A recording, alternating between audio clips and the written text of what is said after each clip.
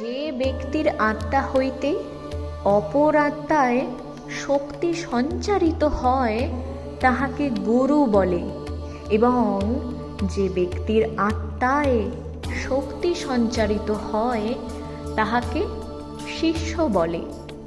এই রূপ শক্তি সঞ্চার করিতে হইলে প্রথমত যিনি সঞ্চার করিবেন তাহার এই সঞ্চার করিবার শক্তি থাকা আবশ্যক, আর যাহাতে সঞ্চারিত হইবে তাহারও গ্রহণ করিবার শক্তি থাকাও আবশ্যক। বীজ সতেজ হওয়া আবশ্যক, ভূমিও ভালোভাবে কর্ষিত থাকা প্রয়োজন।